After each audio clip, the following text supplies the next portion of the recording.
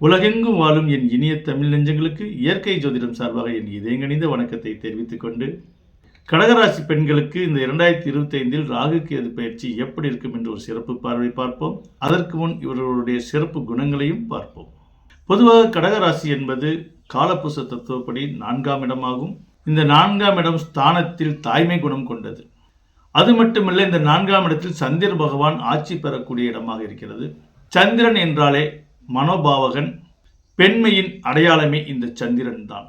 ஆக இந்த சந்திரன் ஆதிக்கத்தில் இந்த கடகத்தில் பிறந்த பெண்கள் இயற்கையாகவே தாய்மை குணம் கொண்டவர்கள். மனதளவில் மிகவும் இவர்கள் மென்மையானவர்கள். இவர்களுக்கு பொதுவாக அதிர்ச்சியான விஷயங்கள் அலர்ஜியாக இருக்கும். எந்த ஒரு விஷயத்தையும் மென்மையாக கையாளக்கூடியவர்கள். இவர்கள் எப்பொழுதும் படபடப்பாகவும் சுறுசுறுப்பாகவும் செயல்படக்கூடியவர்கள். ஆனால் முகத்தை பார்த்தால் ஒரு அமைதியாக அம்மன் போல் காட்சியளிப்பார்கள். இவர்கள் ஏழ்மையாக வீட்டில் பிறந்தாலும் இவர்கள் வளர வளர அந்த வீட்டில் செல்வம் பெருகும்.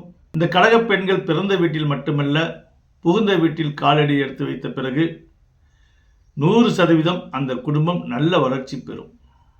புனர்பூசத்தின் நட்சத்திரங்கள் 4 பாதத்தில் 3 பாதங்களும் மிதுன ராசியில் அடங்கியுள்ளது. இந்த 4ஆம் பாதம் மட்டும் கடகத்தில் அடங்கியுள்ளது.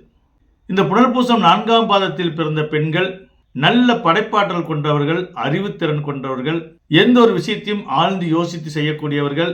அரசியல் சாசனம் இவர்களிடம் கற்றுக்கொள்ளலாம்.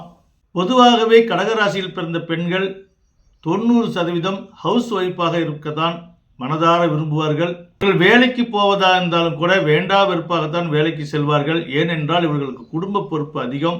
இயற்கையாகவே ஒரு ஆண் வேலைக்கு போக வேண்டும், ஒரு பெண் வீட்டை காப்பாற்ற வேண்டும். அதுதான் இயற்கை நியதியாகும். ஆனால் இன்றைய சூழ்நிலையில் அப்படி அல்ல. ஆணும் பெண்ணும் இருவரும் வேலைக்கு செல்லக்கூடிய நிலைகள் ஏற்படுகிறது. அதற்காக இந்த கடகராசி பெண்கள் வேலைக்கு சளைத்தவர்களா என்றால் அதுவும் கிடையாது. வேலைக்கு சளைத்தவர்கள் அல்ல. அந்த வேலை செய்யும் நேரத்தை கூட வேஸ்ட் பண்ணாமல் தன்னுடைய குடும்பத்தை அக்கறையாக பார்த்து கொள்ள வேண்டும் என்ற ஒரு கேரிங்கோடு தான் செயல்படுவார்கள். புனர்பூசம் 4ஆம் பாதத்தில் பிறந்த பெண்களுக்கு அடிமனதில் ஏதோ ஒரு கவலைகள் குடிக்கொண்டிருக்கும். சின்ன சின்ன பிரச்சனைக்கெல்லாம் உள்மனதில் ஒரு கருக்கள் ஏற்பட்டு கொண்டே இருக்கும். அதுவே ஃபியூச்சரில் இவர்களுக்கு இதய நோயாகவும் மாறும். நீங்கள் தூங்கி எந்திரித்தவுடன் தியான நிலை மூச்சு பயிற்சி செய்ய வேண்டும். மூச்சு குழாய் பிரச்சனை உங்களுக்கு வராமல் தடுக்க முடியும். பூச நட்சத்திரத்தில் பிறந்த பெண்கள், இந்த பூச நட்சத்திரம் முழுக்க முழுக்க சனி பகவானின் ஆதிக்கம் கொண்டது. சனி என்றாலே கடமை, கண்ணியம், கட்டுப்பாட்டுக்கு சொந்தக்காரராக விளங்கக்கூடியவர் சனி பகவான். நேர்மைக்கு சொந்தக்காரர்கள் இந்த சனி பகவான். பெரியோர்களை மதிக்க தெரிந்த பெண்மணியாக விளங்கக்கூடியவர்கள் இந்த பூச நட்சத்திரத்தில் பிறந்த பெண்கள். இவர்களுக்கு இறை நம்பிக்கை அதிகமாக இருக்கும். இதில் பிறந்த பெண்கள் 90% வாழ்வில் எத்தனை முறை விழுந்தாலும் தன் விதிதான் சதி செய்து விட்டது என்று தேர்த்தி கொண்டு யாருக்கும் எந்த இடையூறு இல்லாமலும் ஒதுங்கி வாழ்வார்கள். ஆனால் 10% பெண்கள் அப்படியல்ல. இதுக்கு விதிவிலக்காக செயல்படுவார்கள். எந்த ஒரு விஷயத்தையும் எளிதாக புரிந்து கொள்வார்கள். ஆனால் எதை செய்தாலும் ஒரு முறைக்கு பல முறை யோசித்துத்தான் செய்வார்கள். இவர்கள் கொஞ்சம் அவசரக்காரர்கள் தான். இவர்கள் பேச்சில் வேணால் அவசரங்கள் இருக்கலாம், ஆனால் செயலில் நிதானம் கண்டிப்பாக இருக்கும். ஆக மொத்தம் இந்த பூச நட்சத்திரத்தில் பிறந்த பெண்கள் மனசாட்சிக்கு கட்டுப்பட்டு உண்மையாகவும் நேர்மையாகவும் நடந்து கொள்வார்கள். இந்த ஆயில்ய நட்சத்திரத்தில் பிறந்த பெண்கள் டெக்னீசியம், டெக்னாலஜியும் தெரிந்தவர்கள். இவர்கள் சிறு வயதில் ஏனோ தானோ என்று இருந்தாலும் இவர்கள் வயது வளர வளர அறிவுபூர்வமாகவும் ஆக்க சக்தியும் கொண்டவர்களாக விளங்குவார்கள். பொதுவாக ஒரு பழமொழி இருக்கிறது, ஆயில்யம் நட்சத்திரத்தில் பிறந்தவர்கள் மாமியாருக்கு ஆகாது என்று.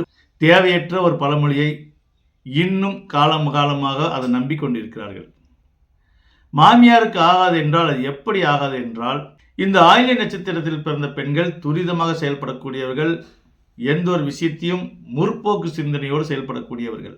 இவர்களுக்கு சிறு வயதிலேயே மெச்சூரிட்டி வந்துவிடும். மாமியார் போஸ்ட் என்பது குறைந்தது தன்னுடைய மகனுக்கு திருமணம் ஆன பிறகு அந்த பெண்களுக்கு ஒரு குறைந்தது 35 வயதுக்கு மேல் அல்லது 40 வயதாக ஆகிவிடும். அந்த மெச்சூரிட்டி இந்த மருமகளாக வரக்கூடிய சிறு வயதிலேயே, அதாவது 20 வயதிலேயே அந்த மெச்சூரிட்டி வந்துவிடும். ஆக அவர்களை யோசிப்பதற்கு முன் இவர்கள் யோசித்து செயல்படுவதால் ஒரே உரையில் 2 கத்திகள் இருப்பது வாய்ப்பு கம்மி என்பது போல 2 அறிவாளிகள் ஒரே இடத்தில் இருந்தால் அவர்களுக்குள் ஏட்டா போட்டியாகிவிடும். அதனால் என்னவோ ஆயில்ய நட்சத்திரத்தில் பிறந்த பெண்களுக்கும் மாமியாருக்கும் ஆகாது என்று சொல்லியிருப்பார்களே தவிர மற்றபடி தோஷத்தால் எந்த ஒரு பாதிப்பும் ஏற்படாது. இந்த ஆயில்ய நட்சத்திரத்தில் பிறந்த பெண்கள் தன் மாமியாரிடம் தன்னுடைய திறமையை காட்டும் பொழுது எங்கே அவர்கள் கோபித்துக் கொள்வார்களோ என்ற ஒரு அச்சம் இருக்கும். இருந்தாலும் இவர்களுடைய அதீத திறமையை இவர்கள் செயல்படுத்தும் பொழுது அவர்களுக்கு கொஞ்சம் டிஸ்டர்ப் ஏற்படும். இவ்வளவுதான் விஷயம். அதனால் ஆயில்ய நட்சத்திரத்தில் பிறந்த பெண்கள் மாமியாருக்கு ஆகாது என்ற பழமொழியை இந்த பதிவுக்கு பிறகாவது இதனுடைய உண்மைத்தன்மையை நீங்கள் தெரிந்து கொள்ள வேண்டும். சமையல் கலையில் மிகவும் கெட்டிக்காரர்கள் இந்த ஆயில்ய நட்சத்திரத்தில் பிறந்த பெண்கள். மாமியார் தன்னை விட திறமையாக இவர்கள் சமைத்து விடுவார்கள் என்று அவர்களுக்கு ஒரு சிறிய ஈகோ இருக்கலாம். அதனாலேயே இவர்கள் எதை சமைத்தாலும் அதில் ஒரு சிறிய குற்றம் குறைகளை அந்த மாமியார் கண்டுபிடிப்பார். ஆயில்ய நட்சத்திரத்தில் பிறந்த பெண்களுக்கு இந்த நிகழ்வுகள் நடந்ததா இல்லையா என்று நீங்கள் தான் கமெண்ட்ல சொல்லணும். ஆனால் இவர்கள் வீட்டுக்குள் தான் சண்டை போட்டுக் கொள்வார்களே தவிர வெளியில் காட்டிக்கொள்ள மாட்டார்கள். ஆக மொத்தம் கடகராசியில் பிறந்த பெண்கள் தாய்மை குணம் கொண்டவர்கள். ஹவுஸ் ஒய்ஃபாகத்தான் இருக்க விரும்புவார்கள். தாய்மை என்றால் என்னவென்று இவர்களை பார்த்து தெரிந்து கொள்ளலாம்.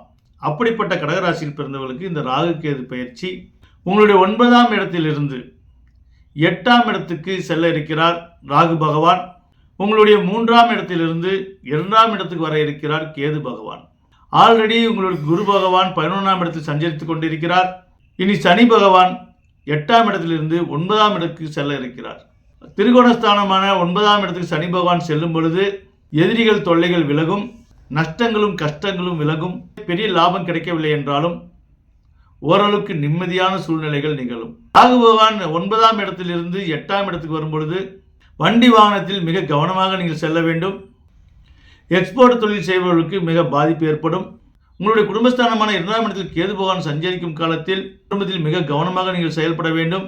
நீங்கள் எதை பேசினாலும் மிக கவனமாக பேச வேண்டும். அதனால் குடும்பத்தில் நீங்கள் பல பிரச்சனைகள் சந்திக்க நேரிடும். வருமானத்தில் எந்த பிரச்சனையும் இருக்காது, ஆனால் குடும்பத்தில் பல தலைவலிகள் ஏற்படும். அதே சமயம் ஆன்மீக சார்ந்த விஷயங்கள் எல்லாம் உங்களுக்கு கை கொடுக்கும். இதே கடகராசியில் இருப்பவர்கள் ஜோதிடத்துறையிலேயோ அல்லது நீதித்துறையிலேயோ சொல்லால் சம்பாதிக்கக்கூடிய அனைத்து தொழிலிலும் ஆசிரியர், வக்கீல், ஆங்கர், மீடியா போன்ற சொல்லால் சம்பாதிக்கக்கூடிய அனைத்து தொழிலிலும் சிறந்து விளங்குவீர்கள். மெச்சூரிட்டியான பேச்சு உங்கள் வாழ்வை மேம்படுத்தும். இந்த நேரத்தில் மற்றவர்கள் உங்களை தூண்டிவிட்டு உங்கள் பேச்சை திசை திருப்ப பார்ப்பார்கள்.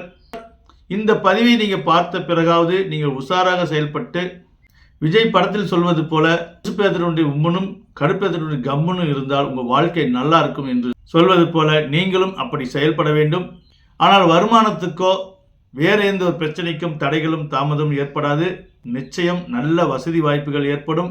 ஆனால் உங்கள் நாக்க வைத்தே உங்களுக்கு பல கஷ்டங்களை கொடுக்க பலரும் காத்திருப்பார்கள். சொற்களை நீங்கள் பார்த்து உபயோகித்தால் இந்த ராகு கேது பயிற்சி உங்களுக்கு நல்ல விதமாக அமையும் என சொல்லி உண்மைக்கும் உயர்வுக்கும் பெயர் கொண்ட இந்த கடகராசி பெண்களுக்கு இறைவன் அருளால் எல்லாம் நலமாகவே நடக்க வேண்டும் என சொல்லி மீண்டும் அடுத்த பதிவில் சந்திப்போம். உங்கள் அனைவருக்கும் என் நெஞ்சார்ந்த வணக்கத்தை தெரிவித்துக் கொள்கிறேன்.